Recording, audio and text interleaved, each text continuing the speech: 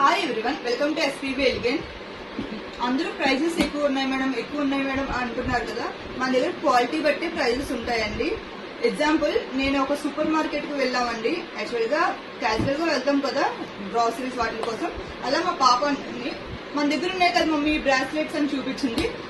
ఆ వీడియో ఇక్కడ వేస్తాను చూడండి. మీకోసమే ఆ వీడియో అన్ని తీసుకుని వచ్చాను. ఇప్పుడు నేను చూపించే ఐటమ్ కూడా అదే. మన దగ్గర అయితే ఆ ఐటమ్ 79 రూపీస్ అండి. 79 రూపీస్ అండి. నేను ఇప్పుడు చూపిస్తాను క్యారెక్టర్స్ కూడా చూడండి.